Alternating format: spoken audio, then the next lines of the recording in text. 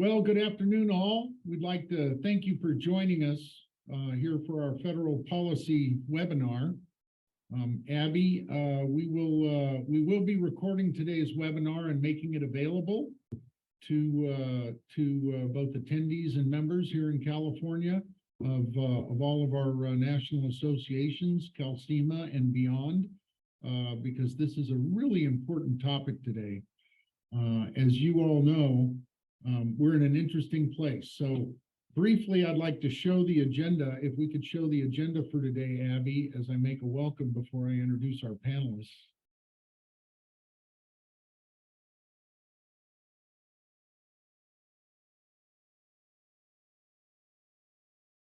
I'd like to start by welcoming you all and reminding you of our CalCIMA antitrust and code of conduct documents. Our antitrust, we all agree that in today's webinar, we will not be discussing things like pricing and markets. Instead, we're going to be focused on policy. I would ask that if you have a question, you submit it through the Q&A, and I'll keep reminding folks of that as we move forward. In a moment, I'll introduce our panelists, give a brief introduction, then turn it over for a high-level overview, and then we'll get industry sector-specific highlights from our four panelists and our four primary national associations. Excuse me, and then we'll get into Q&A when we're done, and we really want to thank you all for spending the lunch hour with us. So with that, let me get into a quick introduction of our panelists. I'm pleased to be joined by what I really consider to be a dream team. We have got just a terrific group in Washington that represents our interest. I can also say that we have I almost said unprecedented. We have an amazing level of cooperation amongst our national partners in Washington as they work together to represent our interests and ensure the viability of our industry. Because never before have we needed it so much, and we're lucky that we've got it. So with that, let me introduce our members here, and we'll go in organizational alphabetical order. So let's start with EMA. The IMA North America is getting ready to rebrand. We were given permission.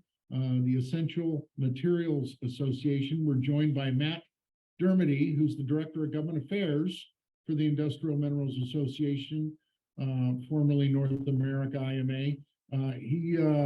He's got years working within resources and resources agencies. Before joining the EMA, Matthew served on the House Committee on Natural Resources, as well as served as a senior advisor to the Director of Bureau of Land Management and an advisor to the Secretary and Special Assistant to the Deputy Secretary there. So thank you, Matthew, for being with us today. Thanks, Rob. Glad to be here. You bet. Next up, we have Jay Hansen. Jay leads NAPA's, the National Asphalt Pavement Association's Government Affairs team, and has for many years. His primary focus is obviously educating members of Congress and their staff, and obviously keeping us informed. And he's got more than 12 years working alongside our members in the U.S. Congress. He spent a couple of years as a transportation lobbyist for the American Consulting Engineers Council, and actually has time working in Congress for a Congress member. Jay, thanks for being here. Thanks, Robert. Next up, Andrew Terrell with the Executive Vice President for the National Ready Mix Concrete Association. Andrew has a very similar role with NRMCA and overseeing their legislative program, as well as the political program through their PAC, NRMCA's concrete PAC. Prior to joining NRMCA, Andrew spent 6 years on Capitol Hill, has run a handful of local campaigns, and is well-rounded on the advocacy side as well as the political side. Welcome, Andrew. Thank you.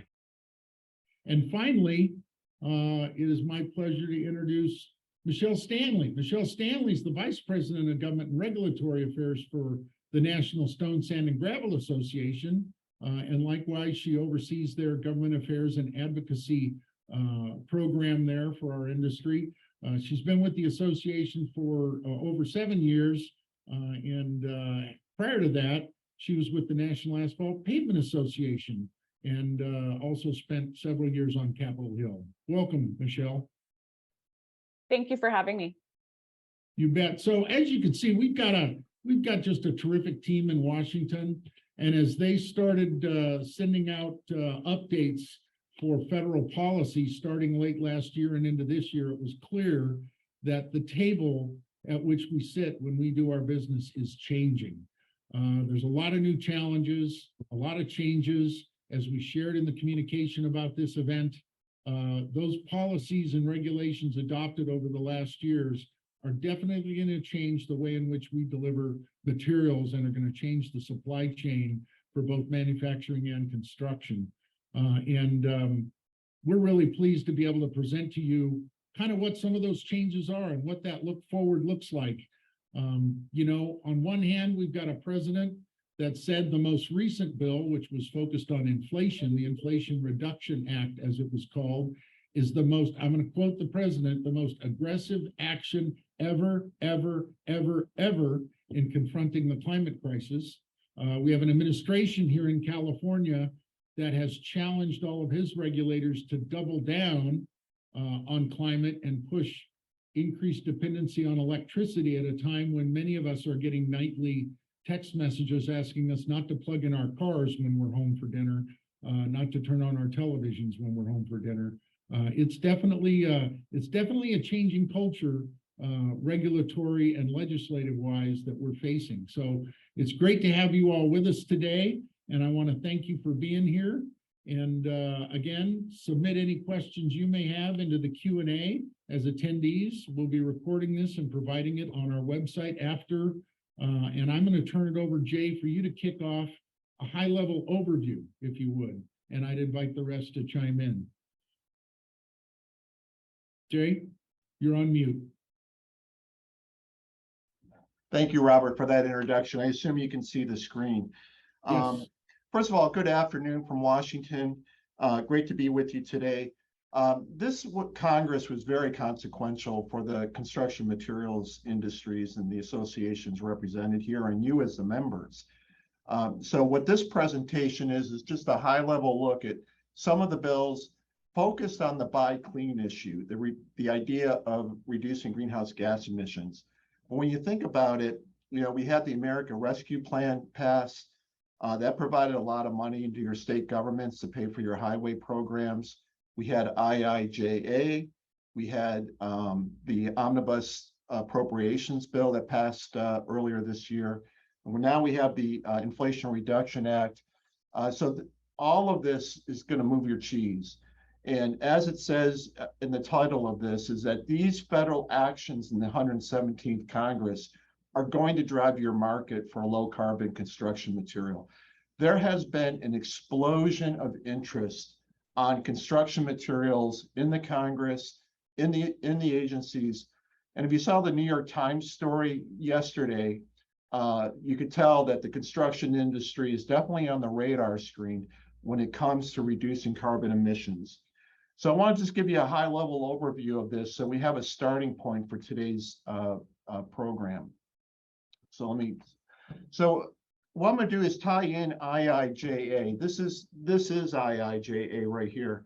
How that fits in with the Inflation Reduction Act and how it's going to affect you as companies. So IIJA was enacted in November of 2021, $1.2 trillion on infrastructure. But here's the main point. The federal government is the largest purchaser of construction materials, and they can drive the market. If they want certain materials to do certain things, they can drive it through their procurement. And that's exactly what we see happening here. So on the heels of passing this, the administration issued an executive order called Catalyzing Clean Energy Industries and Jobs Through Federal Sustainability. And you don't have to read the executive order, but we're very aware of it here in Washington. And what they did in the executive order is they established a Buy Clean Task Force. The Buy Clean Task Force is looking at how to use federal procurement to drive the purchase of construction materials that reduce carbon emissions. So the Buy Clean Task Force is established, and it's under the Executive Office of the President. It's called the Council on Environmental Quality. They have this Buy Clean Task Force. And the way to look at this is the umbrella group that the administration uses to get all their agency heads driving in the same direction. And in this case, their mission is to procure low carbon construction materials. So we're going to see an announcement very soon from this office about how they plan to engage with stakeholder groups such as us. Many of us have already been talking with them, but they're still getting organized.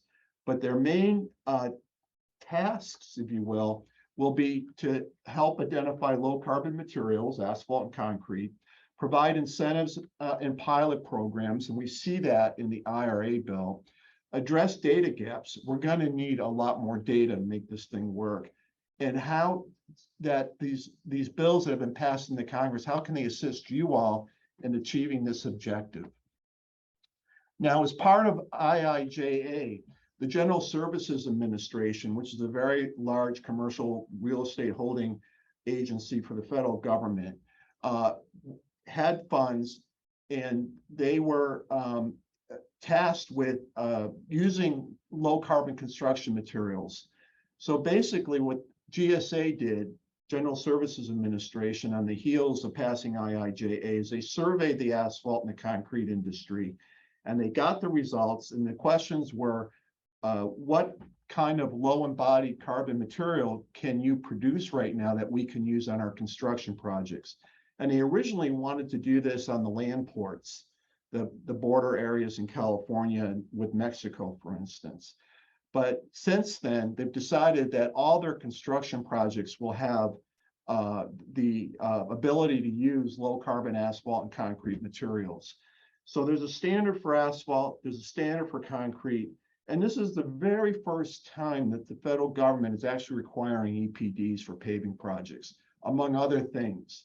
I'm not going to get into a lot of detail about this, but you can see one agency of the federal government, moving out, if you will, embracing what was in IIJA. The other thing that we have in IIJA, and with the help of everybody here on the call, the legislation sets up a new core highway program. And once these core highway programs get set up, they never go away. And what Congress said is we're going to set aside a certain amount of formula money going to the states like California to be used on low carbon projects. The goal of the provisions in IIJA is to reduce tailpipe emissions. And so there was a question about, well, if you got a low carbon construction material, can't that be eligible to be used for this new highway program?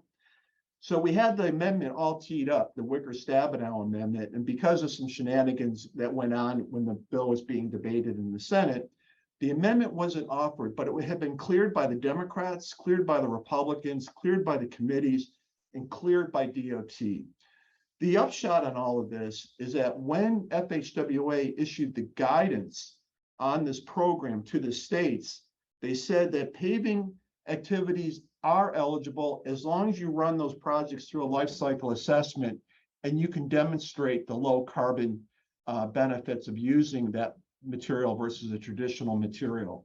So in what we did, and everyone on this call, this webinar helped, we expanded the construction market for our materials, and we will compete, no doubt about it, about low carbon.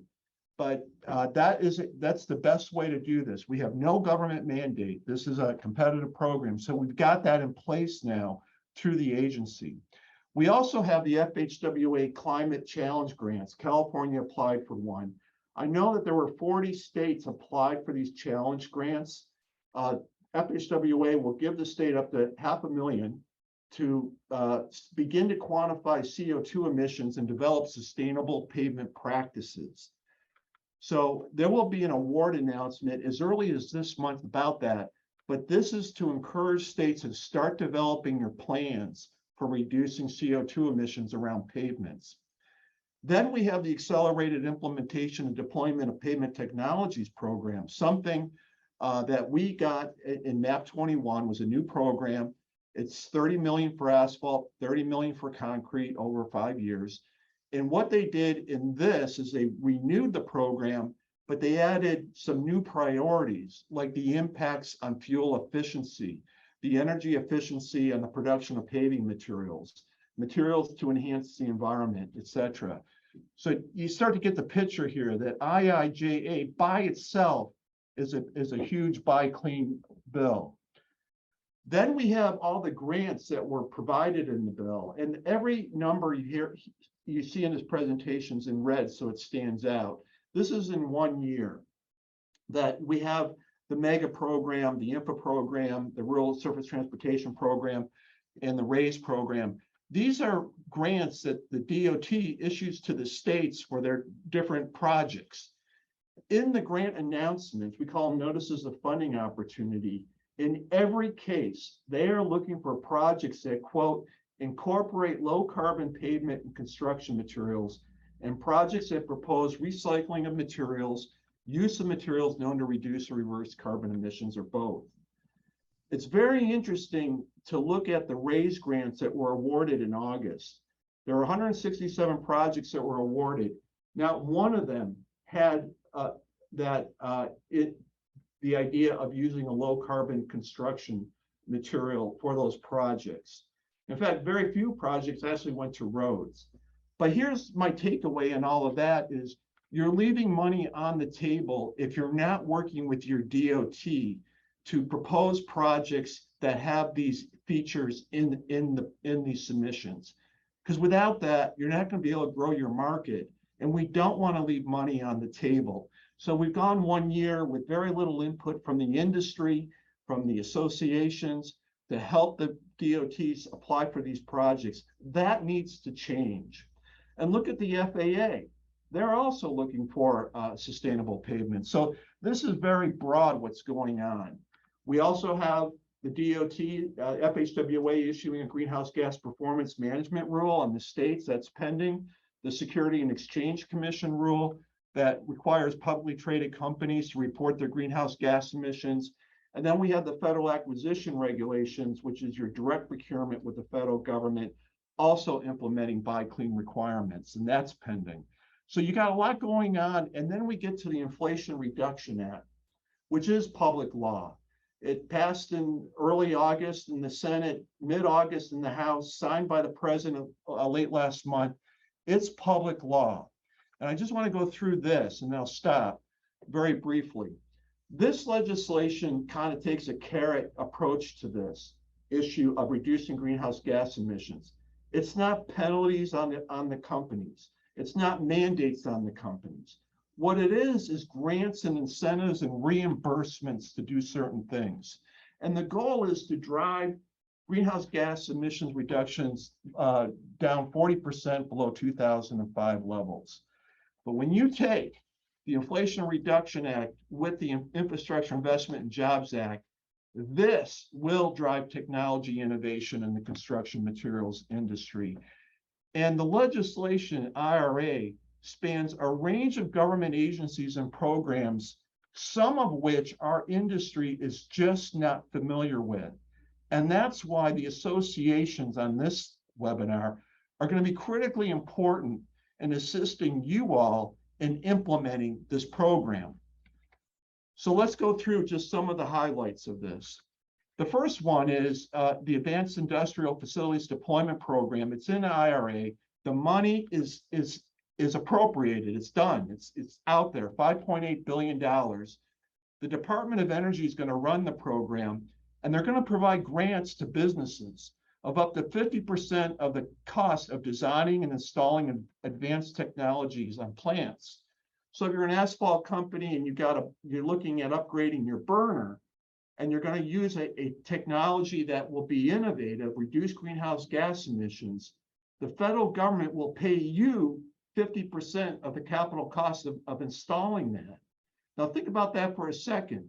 You've got one company applies for this and other companies don't. Who's going to have the advantage in the bids when that happens?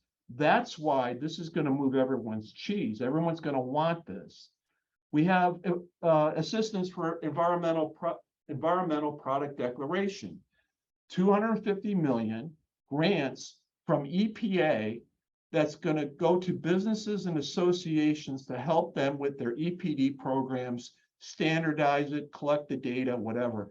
These, again, are grants available to you all, and the associations are going to help with that. Then we have GSA. We just talked about GSA. They've got another 2.15 billion for projects that use low embodied construction materials. So that's going to boost the market in a big way. Then outside of just the grants, we also have procurement issues to think about. There's a provision called the low embodied carbon labeling for construction materials. This provision requires EPA to identify and label low embodied carbon construction materials based on EPDs. At least on the asphalt industry side, we have never ever had EPA in this space of determining construction materials. This is a big one. And this is going to be tied to the FHWA grant, the Low Carbon Transportation Material Grant. FHWA is going to award to states grants, incentives, and even reimbursement to use the construction materials that EPA identifies, not FHWA, but EPA. So that's money that's going to go to the states to pay for the additional cost of using that low carbon material. So this is a big deal. Then we have FEMA. They pay grants to states and local governments to rebuild their infrastructure after a flood or whatever. They can now use their existing funds for low carbon construction materials. So all these agencies that we just kind of went through, we're all going to need to work with them when they develop these programs. Now this slide's a little bit dated by a couple of months and it may have changed, but as you know out in California, this is coming and you already have it. You're going to require EPDs and all that. Look at the federal government to help you achieve the goals that are being foisted on you by your state government. I think you need to look at it that way. It will help you with these grants. So that's just one takeaway. And this is my last slide, but if you want just information that's not related to any association, you can click on these links and go there and get the information, and that will certainly be shared with you. So, taken together, this is kind of a big change, for the construction industry. I think between Buy Clean and Buy America, this is what IIJA will be known for. And we will be working on this legislation for the next 5 years, I guarantee it, in terms of implementation. On the grants, I've scoured the agencies.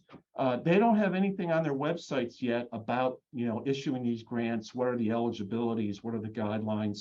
All we have right now are press releases. But over the next couple of months, you will be hearing more and more about this. And as I was quoted in the New York Times yesterday, yeah, I already have contractors calling me to see how they can benefit from the program. So I know we're all going to be in that position, Robert. And so hopefully this will help set the scene for the rest of the webinar. So I'll kick it back over to you. Thank you, Jay. All right, we're going to jump into our industry sector specific updates. And Michelle, I'd really like to start with you, and then we'll get into concrete, and we'll get into anything else specific on asphalt. And then we're going to shift gears and also talk about what's happening, because very similar things are happening in the space with the Essential Minerals Association. So with that, Michelle, can I turn it over to you? Absolutely. Thank you.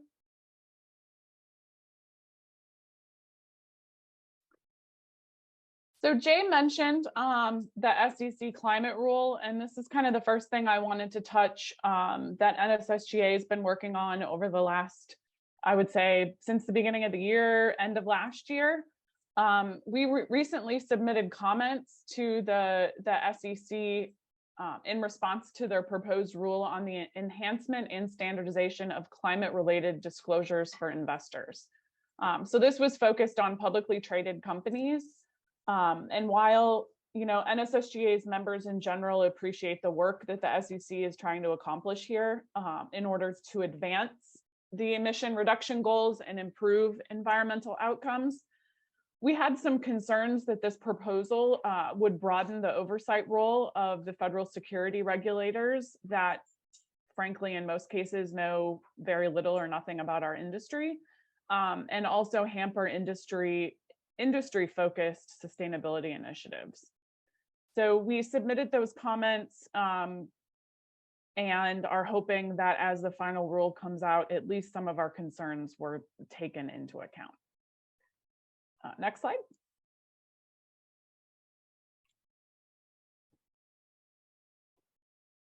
Oops, sorry, it's the making the case for aggregates, yeah.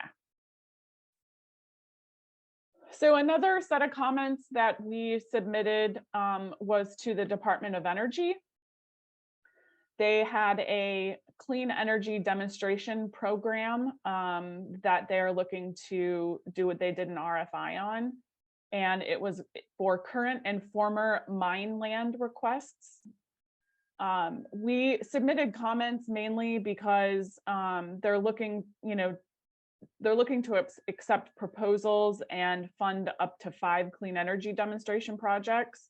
But unfortunately, the way that the rule was currently written, it didn't include most of the aggregate mines that might want to apply for something like this, mainly because the solicitation only welcomes coal mines and sites that are located on federal lands. So in our comments, we asked for them to broaden that so that our members more largely would be eligible for that.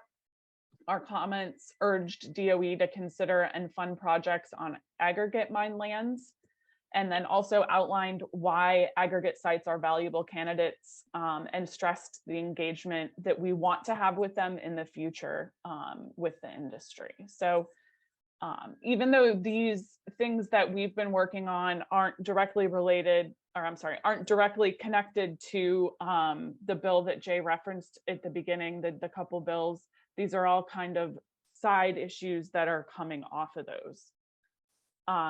Next slide.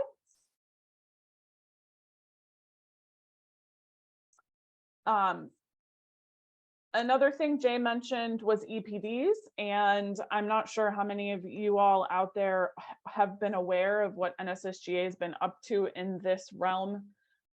We had previously had our PCR housed at ASTM, and they were the ones who had gone through the whole process the first time around 5 years ago, and they decided that they no longer were going to be in the PCR business. And so we decided to take it on ourselves and work with NSF International to get that completed. We are in the end stage. It's out for third-party comment at the moment. So we're looking forward to having that finished by the end of the year. And in coordination with that, we are also doing a aggregate only EPD for the first time. It's currently in the works, and we've been we contracted with Tri-Site Engineering in order to put that together for us and to put the software together. We are going to have a demo of that at our fly-in just a couple weeks here in Washington, DC. So if you plan on attending that, you'll be able to see that demo during the environmental subcommittee meeting that is on Thursday, September 22nd. And with the combination of that and the PCR, it'll be finished by the end of the year. And the way that ours is going to be set up is that NSSGA members get a discount when they go to the software and put together an EPD. So just kind of wanted to give you guys that information. I know NSSGA has previously not really been super involved in the technical side of things, but we hired an engineer in March. His name is Hadi Rashidi, and he has been very involved with a lot of the standard committees, and hopefully you have gotten to meet him. If not, he will be at the fly-in as well as at our convention in March, and you might see him around at some of the standard meetings because he's been out and about quite a bit. Next slide. So jumping back to the Inflation Reduction Act, one of the specific issues that I wanted to pull out to let you guys know about, and I'm just going to kind of talk about the 30,000 foot piece of this, and then Andrew, I think, is going to go into a little bit more detail. But Jay referenced the EPD labeling section in the IRA. And this was something that my team and Andrew worked on pretty heavily over the weekend and while the bill was trying to get passed. And we saw some issues in what Jay referenced around inserting EPA into the EPD process. So here you can see the excerpts from the original language of the IRA bill. It also would have required the feds to use California's product determinations, which we had heard from a lot of our members that wasn't something that they necessarily wanted, to be put on them. So we worked with, like I said, with Andrew and the Senate Environment and Public Works minority in order to get this changed during the bird bath process, which is where they go through the language and make changes that the parliamentarian doesn't think follow the bird rule. And these were some of the changes that we were able to get, which honestly, in this day and age and in a bill like a reconciliation bill, this was a really big deal for us to get these changes made. I haven't heard of any other industry being able to get kind of the language change that we were. So could you go to the next slide? As it shows the revised IRA text. So this was Capito staff, Senator Capito from West Virginia. She's the ranking member on Environment and Public Works Committee. They were extremely helpful in getting this section changed, as well as 3 or 4 other sections in order to really simplify the language. So as you can see here, this revised language ensures the material comparisons can only be made through environmental product declarations and determinations by the state agencies. And that's an issue I know that Andrew's going to talk about. But once again, just wanted to point out that it does remove EPA from the EPD process, which was something that we had heard from our members as well as NRMCA members, which was needed and a big deal. So I know you guys will be able. It's probably hard to see this language, but you'll be able to get this the slide deck when Robert sends it out to you. We'll Next provide slide. those follow-up materials. You bet. One other thing I just wanted to touch on that wasn't included in the first slides was funding for permitting that was included in IRA. And honestly, this is something that we have some concerns about, that they have added a whole bunch of money in order for more stringent and focused efforts during the permitting process. I'm not going to go through all of the numbers and the specifics here, but I think the key takeaway that at least NSSGA has is that we hope that this funding is utilized efficiently and that it's used to expedite the federal permitting process and not to slow things down, because there was a lot of language in the bill that was intended to streamline permitting. There was a lot of language in IIJA that was intended to streamline permitting, and so we hope that this doesn't end up reversing that and slowing things down. Next slide. This might be something you all have heard in the news or read about within your companies. I guess one of the big questions that's left unanswered is, are greenhouse gases now considered a pollutant? We've been talking to a lot of folks on the Hill trying to get an idea of what the actual legal community thinks on this issue. As you can see here, this quote by Carper, he makes it very clear that they think that it does this, that it changes greenhouse gas to now be considered a pollutant. But you talk to some other folks and they think that it only does that in certain sections of the bill. So I really just wanted to point out here that there are still a lot of things that are uncertain. And we think that this issue is going to be something that is ripe for future court rulings. and that there will be a lot of discussion around this issue moving forward. Next slide. Lastly, I just wanted to inform you all and let you know, if you didn't know already, that we do have a sustainability working group, and they're really the experts that have been helping us as legislative staff work on all these issues. I mean, for those of you that know me, I'm a political person and I'm a lobbyist. I don't know the details and the ins and outs. And so the experts from our member companies are on this working group to help us with all of those details. They are also, as that task force, working on a greenhouse gas baseline that will come out of the PCR and EPD process. And we're once again hoping that that will be finished by the end of the year. And then one of the things that I think will be helpful as we keep going to the Hill and talking about, honestly, this whole plethora of issues, is for us to really have a database of sustainability stories so that we can talk about the things that you all are doing on the ground and talk about how the aggregates industry is sustainable and how we are, supporting the environment and lowering greenhouse gases and doing all the great things that you all are doing. We just don't talk about it enough. We don't talk about ourselves in that way. And so we really focused on doing that moving forward. So happy to answer any questions. I don't know if this is the appropriate time or if we're waiting till the end or what Robert would prefer.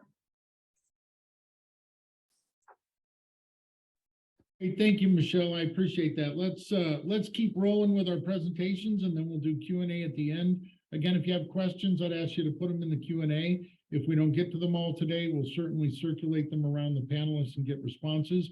With that, let's jump over to the National Ready Mix Concrete. Andrew.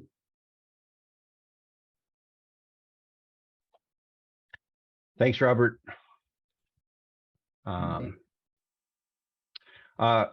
Well, thanks very much. I appreciate the opportunity to present on some of the recent federal legislation that's going to have an impact on the concrete and cement industries. As Robert graciously introduced, I'm Andrew Terrell. I'm the Executive Vice President of Government Affairs for the National Ready Mix Concrete Association. So I have the privilege of representing the industry and also NRMCA on Capitol Hill, and very pleased to be with you today. Next slide. I'm going to focus my comments on three buckets from the Inflation Reduction Act. Jay did a great job sort of giving an overview of the landscape of federal policy that we're looking at over the last 12 months or so that are going to impact the industry. I want to talk about some provisions of the Inflation Reduction Act that are going to be, I think, particularly impactful. Next slide.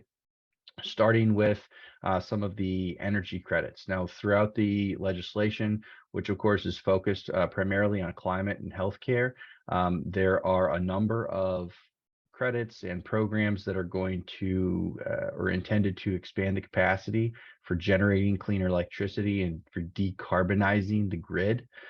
So all of these on the margin, however incremental, will be helpful as we seek to decarbonize our industry and part of our ultimate roadmap to carbon neutrality. But the biggest piece here is the extension and expansion of the 45Q tax credit for carbon sequestration, utilization, and storage. And this is a significant change to the policy, or significant expansion of eligibility for both products, and also increasing the value of the credit both for utilization and storage, and something that is high on the priority list, I know, for our friends in the cement industry, and certainly is a key piece of the puzzle as we move toward a carbon neutral position by 2050. The second piece I want to just mention in passing is the Clean Commercial Vehicle Tax Credit, and this is a tax credit that we believe our members can use, not necessarily to decarbonize their fleets or to move toward clean fleets of mixer trucks, because this is for vehicles under 14,000 pounds, but it can help to offset the cost of replacing or upgrading our fleets to clean vehicle fleets. And then finally, Jay did a great job talking about this already, the Advanced Industrial Facilities Deployment Program. We believe that both cement and concrete producers are going to be able to take advantage of this. Both industries are specifically written into the eligibility in the list of products. And as our folks in our industry are looking to modify their facilities to expand their capacity for the manufacturing and distribution of clean cement and clean concrete, or I should say low carbon concrete, low carbon cement. We're going to be able to apply for grants from this program to offset those costs. It is a grant program. It does cover up to 50% of the cost of the project. The grant program is going to take into account, or the application process is going to take into account the expected decarbonization, expected reduction in emissions coming from the projects that the grant will fund. But again, we believe this is something that the industry ought to be able to take advantage of. Next slide. So I want to talk a few minutes here, as both Jay mentioned and Michelle expounded a little bit more on the EPDs and low carbon labeling programs. So two programs here. The first is a $250 million pot of money at the EPA to support the development of EPDs at private companies by providing technical assistance and providing grants to businesses that are developing products and materials that are covered by the low carbon labeling program and the request for EPDs from the federal government. And then, of course, the low carbon labeling program itself is $100 million to the EPA to essentially oversee and administer this program, where they're going to identify and label low carbon construction materials and products. And as Michelle mentioned, when this legislation was initially released, the low carbon labeling program contained a number of fairly problematic pieces that we engaged on immediately, and even despite the very, very short turnaround time between when the final text was revealed and the time the Senate voted on it, we're able to secure some very significant changes. And the changes, or the provision, the concerns that we had were, well, first and foremost, that the EPA is now going to be in charge of determining what is and what is not a low carbon product. That was not something that we were able to negotiate on or even influence. That was just it was what it was. And from the outset, I think we could all just say, hey, this isn't the bill we would have written.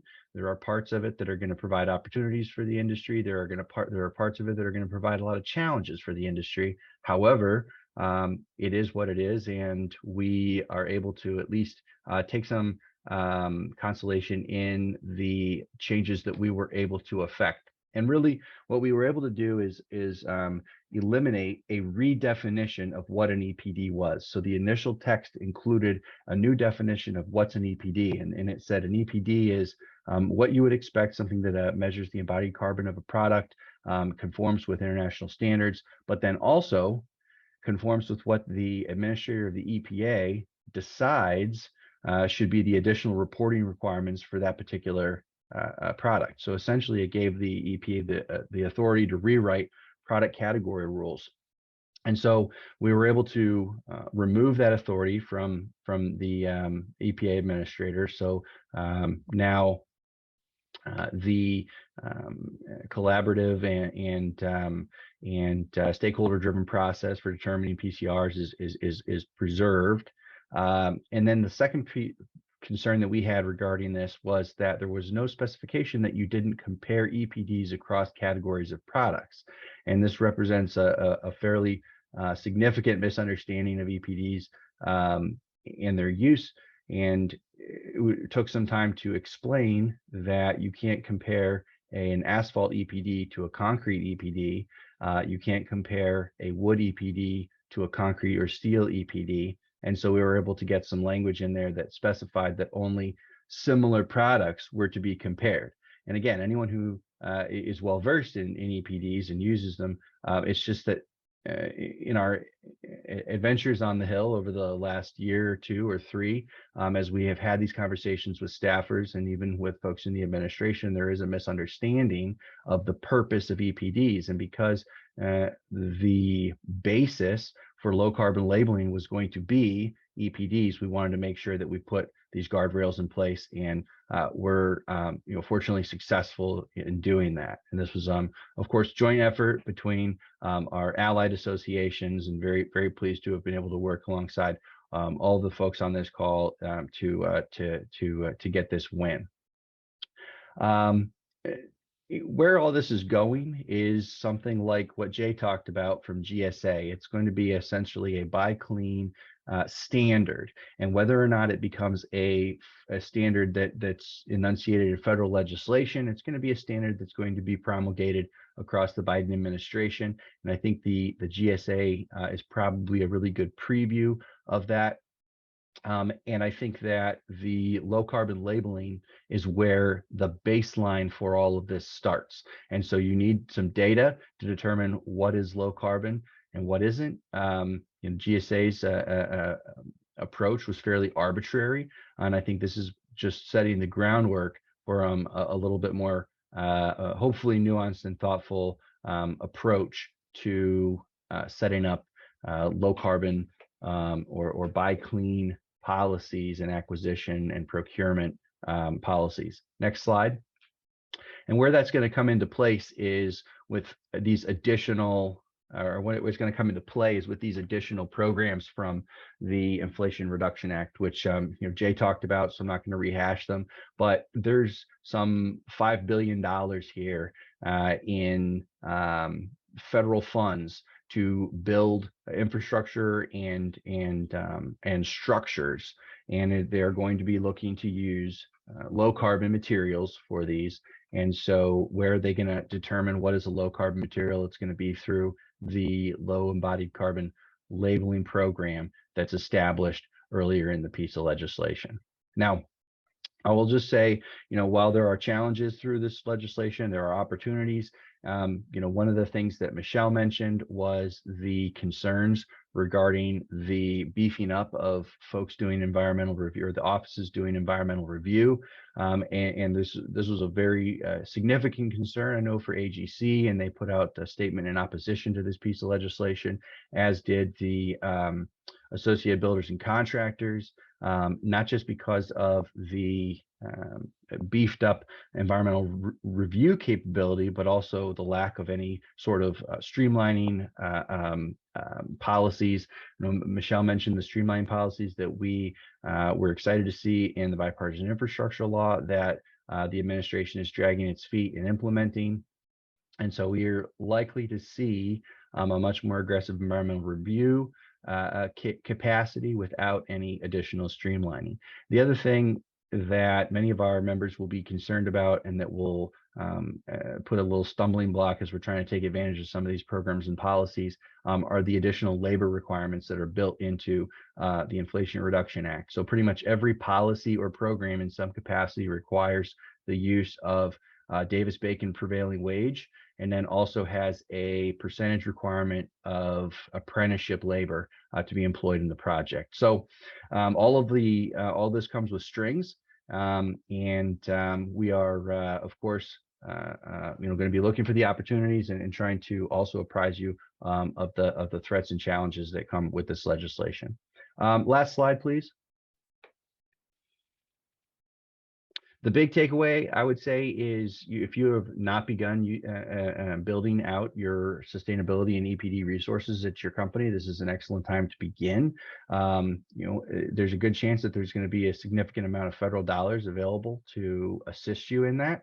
And at NRMCA, we have a great host of resources that we can provide to you, and that you can utilize in building that program. So thanks again for the opportunity, and Robin, I'll turn it back to you. Great, thank you, Andrew. Wrapping up the construction materials side, Jay, if I can turn it back to you, if you want to engage on asphalt specific items. I will reference for our attendees at the annual conference, which we'll talk about at the very end. We will have federal representatives there to as we look at what companies are doing in sustainability, make sure that we have the full suite of resources available from our national associations at your fingertips. So let me turn it over to Jay, and then we'll go to Matt. I'll just be very brief, Robert. I gave the presentation. I will be an expert on this for our association, for those members interested in applying for those grants. I've got 3 seminars I'm attending next week and the week after to bone up on grant writing. You know, maybe the last time that I speak to your group, I'm retiring in February, and I just want to thank everyone for the blessings I've got working for this industry for almost 25 years now, and over almost 40 years doing this stuff. So for me, it's, you know, we're here, we're an extension of your staff, and, you know, we're here to help. And our engineering team is working very hard on the technical side. And so I'll just leave it at that. Thank you, Robert. You bet. All right, so let's switch gears just a bit, although there's a reason as a complete CalCIMA, we have all of us here at the table, including minerals production, essential and rare earth in California. That's because at some point we've got to dig them out of the ground, and there's a manufacturing component. So while the culture and the context is similar, there's some additional nuances that I know Matt is going to share with us. So if I can turn it over to Matt with essential minerals. Thanks, Rob. Is everyone able to see my screen? Have it. You bet. Okay, great. So thanks again, Rob. Appreciate the introduction. As I said, my name is Matt Dermody with the Essential Minerals Association. A lot of you may have known us as the Industrial Minerals Association in North America. We're in a process of rebranding, which I'll talk about later toward the end, but just that's who we are. We're the same people, just different name, a little bit of a different focus. I'll touch on the IRA just briefly and kind of in the one specific section that's of most relevance to our members, who are the producers and processors of a whole bunch of industrial minerals, ball clay, bentonite, calcium carbonate, sodium carbonate, lithium, soda ash, just to name a few, industrial sands, feldspar, just that's kind of who we are. One that's of relevance to us is section 13502 of the IRA. That's the Advanced Manufacturing Production Tax Credit. This goes towards domestic production sale of qualified components for renewable energy projects, wind and solar, and battery production. There's a whole list of enumerated things that I didn't list here, but the one that's most relevant in our world is there's a 10% credit for the production of critical minerals for those items that are resources that are listed in the critical minerals list that are put out by the U.S. Geological Survey. The credit for most of these items will begin to be phased out and decline between now and 2029, but the critical minerals one is not, and that's notable because it seems there is, to the extent there's universal agreement on anything in DC now, there's a lot of bipartisan agreement on the need for improving supplies of these critical minerals that are important for national defense as well as our economy, but for which we are dependent upon the imports from countries like China and Russia. So there's an agreement, we have to fix that. There's still some disagreement on how to go about it. But this is something that we're watching and we're working on. One of the things that though we're being mindful of and trying to get better answers on as the administration goes into a regulatory phase to implement this is, what does that word production of critical minerals mean? Does that mean actual mining, digging it out of the ground, or does that mean just processing and recycling? And that's an important question because this administration has put a big emphasis, the Department of Interior and the Department of Energy have talked a lot about recycling and reprocessing and things like that as a means of shoring up our domestic mineral supply chains. And we don't oppose that by any means. But the reality is, to meet the quantities that are required, particularly for the green energy transition, we're going to need more. And we need to, so we're we were hopeful. We want to work to get to advocate for our members so that those that are members who are producing several of those critical minerals, specifically lithium and barite, which are the two of our members that have minerals that our members produce that are on the list, that they be encouraged to have that production that we're going to need. So that's one of the probably of all the things in the IRA, that's one of the things we're tracking probably the most closely. But related to that is one that is relating to something that the administration did earlier this year. In March of this year, President Biden invoked the Defense Production Act to increase support for domestic minerals and mining, beneficiation and value added processing for strategic and critical minerals for large capacity electric batteries. These were things specifically was lithium, nickel, cobalt, graphite, and manganese were some of the specific items that were covered in that. And again, we have members that produce lithium, so this is of great relevance to us. The DPA provides loans, loan guarantees, purchases, and commitments by DoD to improve and expand these domestic production capabilities and to support those procurements for national and homeland security defense. And the IRA has a provision where they will include about $500 million for enhanced use of the Defense Production Act. And again, we're working to get on to kind of nail down what does that mean. But in some initial conversations we've had with DoD and are continuing to have with DoD on behalf of our members, particularly our lithium producers, is that DoD is much more open to actually working on ways to support actual mining, actual extraction. This is a bit of a departure from the tone we've been hearing from DOE and DOI.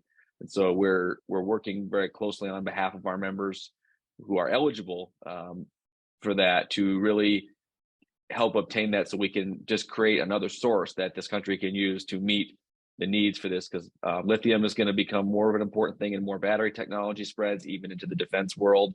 And also barite is already used in a lot of defense applications. So this is something we're really working very closely on. There's a very potential opportunity here that we're working on very closely. My slide will. Okay, there we go.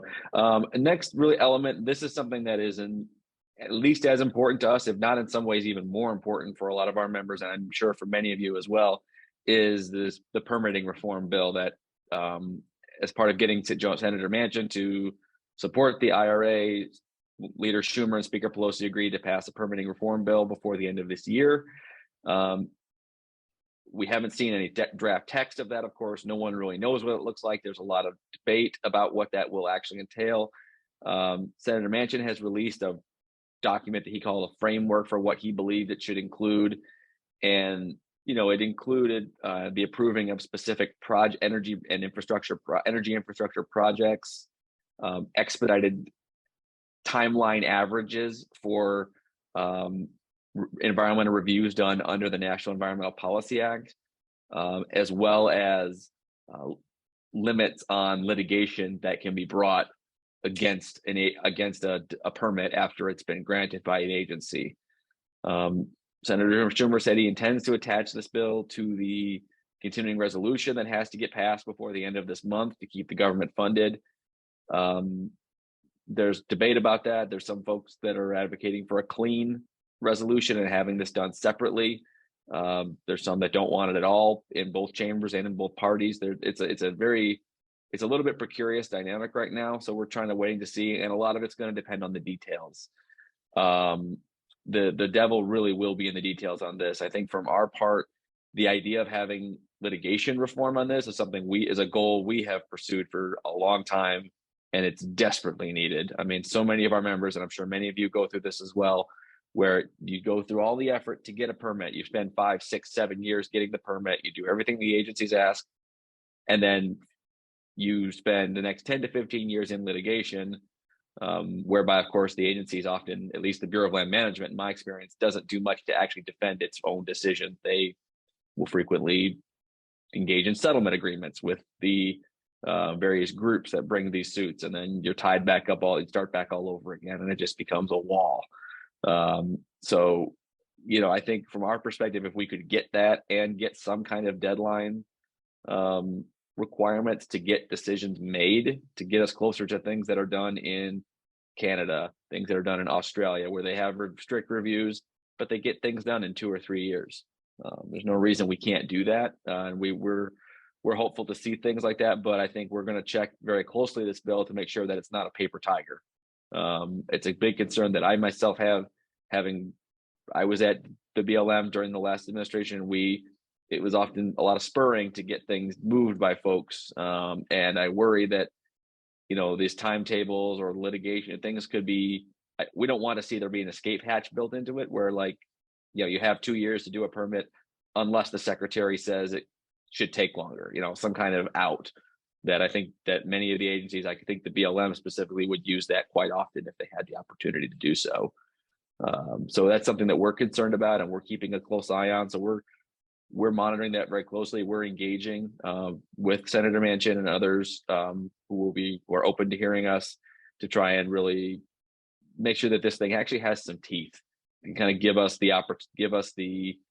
some of these fixes that we've wanted, and really making the point that if you want this transition to green energy to happen, it's not going to happen if every permit is tied up in court for the next 15 years. This is not, it's working at their own cross purposes, and we're working very hard to try and make that argument. Just another related issue that I think for anyone, and many of our members fall under the General Mining Law of 1872, and the Biden administration has been very consistent in its desire to push for changes to that law, including the imposition of royalties, taxes, fees, leasing systems, and a whole lot of other things, to additional requirements for any hard rock mining on federal lands. They want to include a lot more environmental justice mandates, a lot more tribal consultation requirements, things like that. Also, this came from the executive order that, in theory, was supposed to be about fixing domestic supply chains. And it's somewhat peculiar, to say the least, from our perspective, that they would taking this approach, because we don't have a supply chain problem because we lack royalties and taxes on the mining law. And in putting those things into the mining law, I don't believe will actually solve the domestic supply chain issue. So they have formed this working group to get stakeholder input, and we and our members have participated in some public listening sessions that were done on this, as well as we submitted written comments to the RFI that they put out earlier this year. We submitted comments where we basically said very strongly, if you really want to fix the supply chains, if that's your real goal, as the executive order on supply chains told you to do, the simplest way to do it is to fix the permitting process.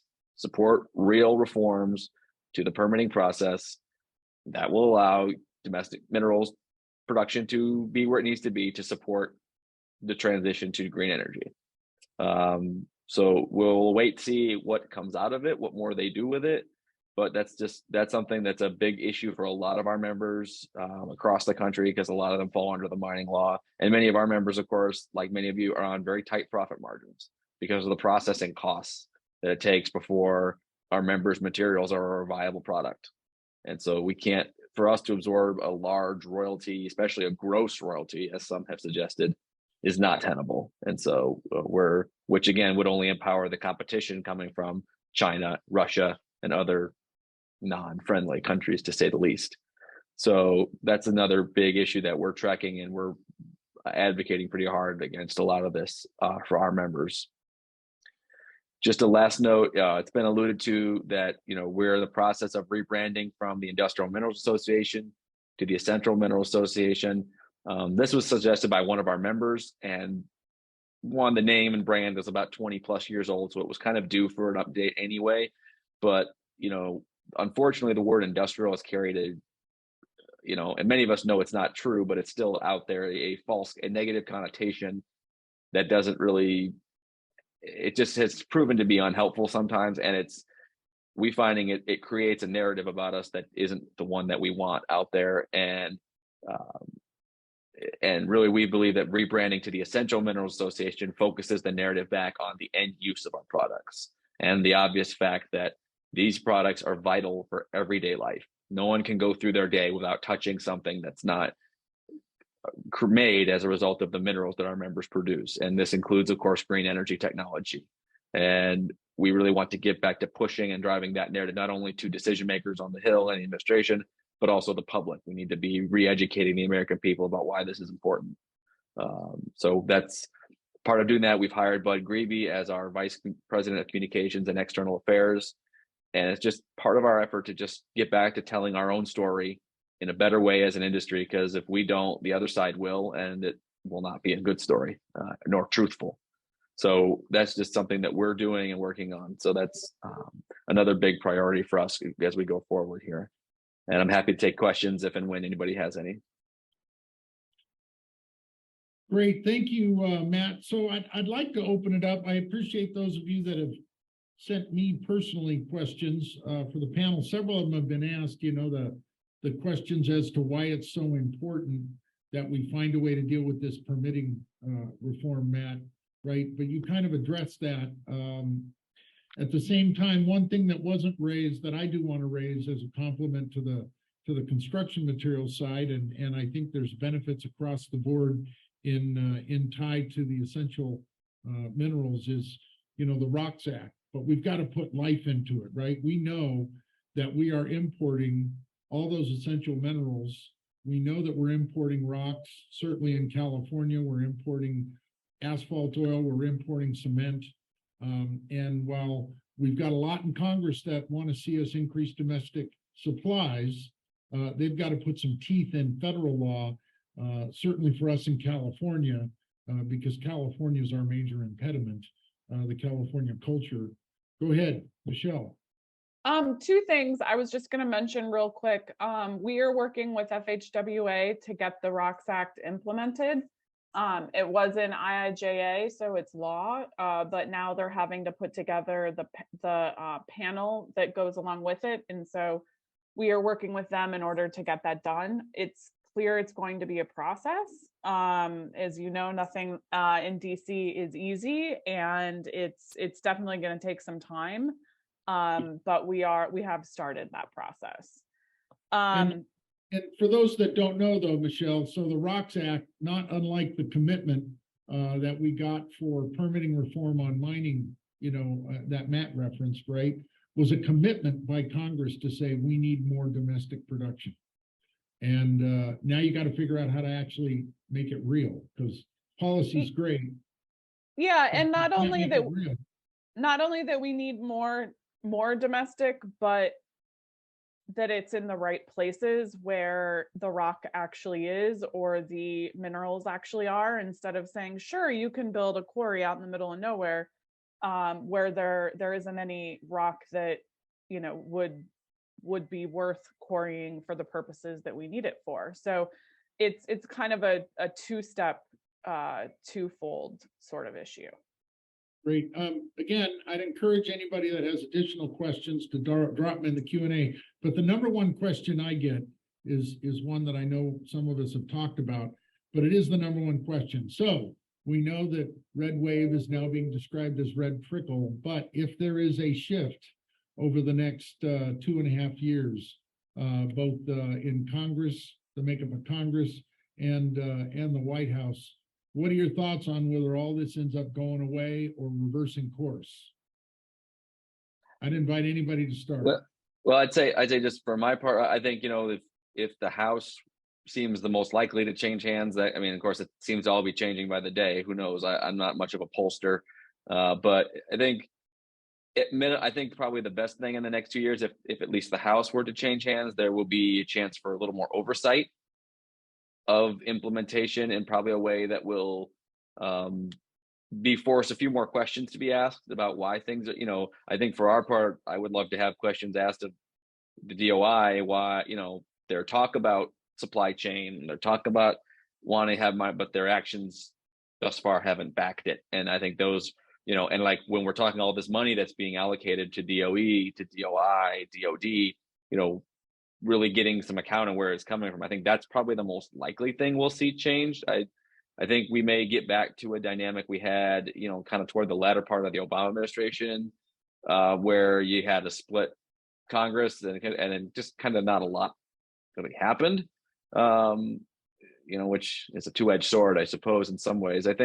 But I think to your earlier point, I just want to also make this point that, there is becoming, I think, more of a realization and admission on the part of a lot of folks about that there is actually a need for domestic production.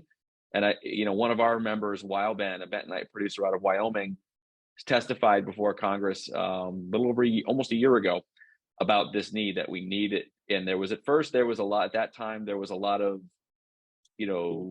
seemingly a lot of not really willingness to acknowledge the fact that we must have more domestic production for the transition, and also to not be depending on strategic adversarial countries. But then there's been subsequent hearings that the Senate Energy Committee has held, where you're starting to see folks, particularly in the Democrat caucus, who are starting to say a little more that, okay, we know we need to do this, but they're still not quite to the day of saying we need of being willing to endorse production and to, kind of make that case to their own baseline supporters that they need to do that.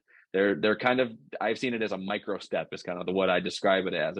There's a realization of the two, but to get the rubber to meet the road, no pun intended, they need to, we have to actually do this, and have to be willing to own that fact that this is what it takes to acquire it and to make it happen. And I think we as an industry need to keep just harping on that. I think particularly those of us that are producing things that are infrastructure related, which are broadly, everyone likes building roads and bridges, or at least most, that's something that's an idea that's generically supported, I think, and the building of green energy materials and all that thing. Many of us produce things that are used in those spaces. I think the point, it kind of befalls on a lot of us to keep making that point. If you want that transition, and done it in a way in the US, produce it here where we have better environmental standards than China or Russia. We have better health and safety and worker standards, and we're not dependent upon countries that are not our friends for these important materials. I think I think regardless of who's in power over the next few years, we need to continue to educate and continue to just repeat that drum line over and over again, because for us, it's been proven. We've had some measure of people making that acknowledgement, and I think we should, as a group, if we continue to do that, I think it's to our benefit. Yeah, and you made a good point for the essential minerals, right? It's these adversarial countries. Fortunately, on our end, there's strong relationships, right? And so we don't quite have that. But other thoughts on a change in makeup or power structure in Washington affecting what we're doing on the construction side relative to EPDs and carbon footprint? I was just going to kind of add on to what Matt already said. I think there's going to be a lot of time spent on oversight.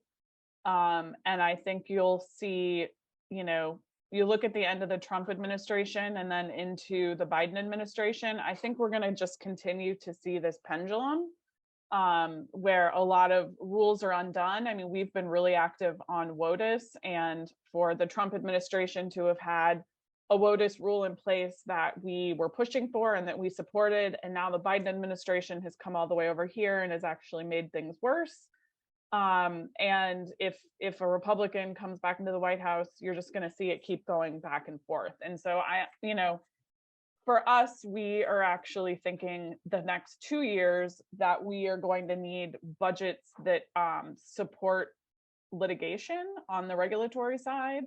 And that will unfortunately be the only way that we have to push back on those regulations, because if the House and the Senate flip and they're Republican, the Biden administration is just going to go full bore forward, pushing any sort of regs that they had on the back shelf just to get them out the door, because they know that's going to be their only chance. So that's honestly what one of our biggest concerns is, that they're just going to push a lot of those regs with not the right kind of background that should be done, and that things are going to end a lot worse than they started. Jay, Andrew, anything you want to add to that? And then we'll wrap it up. Well, I think, we have this road forward NAPA is doing, a lot of companies are jumping on board with it. I think they see the writing on the wall. We can't just, pull rock out of the ground and throw it away after we're done with one use. It's going to have to be recycled back into the economy. And okay, if the Republicans take over the House, Senate, or both, these programs aren't going to go away. The president would never sign a bill to repeal it.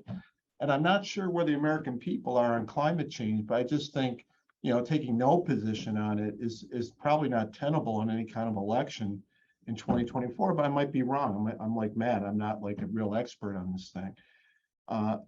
I think if you ask the average asphalt contractor, what can we do to reduce our greenhouse gas emissions? They'll say two things. We can run more RAP through the mix, can do warm mix asphalt. I think, in 5 years, everything will be warm mix asphalt, everything.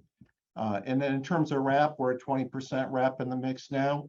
I see it easily going to 25, 30% over the next 5 years. We need to try these out. That's why getting a carbon emission reduction program opened up for paving activities was so critically important. What would definitely fail is a mandate. We don't want a mandate, but if it makes sense economically and environmentally, well, there you got the win-win, and that's where our technologies, are really poised to take off. So again, I just say there's a lot of market in this for the industry if they so choose to accept it. And for the years that I've been at NAPA, it's always been tons, tons, tons. So if you want tons, tons, tons, then this is what you're going to do. NAPA has not really been an association that sues. We just never gone down that road. We try to do it in partnership with the labor unions or the agencies. We've gotten awards for that. We go with the data, and we let the data, guide our path. And that, I am sure we will continue to do that even after I leave. Great. Andrew, the campaigner, what do you think? Yeah, Robert, I mean, look, the money's there for the EPD assistance program. The money's there for the low carbon labeling program. They're going to get far enough down the road that these are going to be real things. NRMCA has been urging the industry to adopt EPDs and sustainability measures like EPDs for a decade. There's a reason that the ready-mix concrete industry is the industry that far and away has the most EPDs, some 40-some thousand EPDs generated for the industry. I think that this is a movement that's not stopping regardless of who is controlling Congress. It's not even just going to be driven by policy. I think at this point we haven't even seen the biggest movements driven by federal policy. We've seen them driven by stakeholders and by states. So whoever's in Congress, I don't think it really matters. I don't know that Republican majority is going to be able to get themselves together to do much one way or another. So I think that this is all moving regardless of who's in the majority. And I think that we need to figure out how we can best position the industry to take advantage of it and mitigate whatever threats are coming along and then seize the opportunities. Well, I'll offer a closing thought, and I'll go back. It's a theme, Matt, and this is why we're inextricably tied together. Different pieces, but they all flow, right? As Matt pointed out, there's a demand. There's a demand for new high tech. If we want new high tech, we got to be ready to find the materials to build it, right? There's a demand for infrastructure and for new building, and we've got to be ready to meet it. And certainly in California, there's a demand by the private sector, right, for lower carbon footprint. We've got private sector industry building buildings asking for our report card on our materials. So I would agree. I don't think in the foreseeable future we're going to see a reversal. Whether it slows down or not is a big question, but we'll go from there. So I want to thank all of you. I'm going to ask Abby to throw up the closing slide. I want to thank all of you for coming together today. And for our members, again, we've got a terrific team in Washington. We are so grateful for the state of California and for our members that we have you all to partner with. We'll follow up on this at our annual conference, which is up on the screen right now.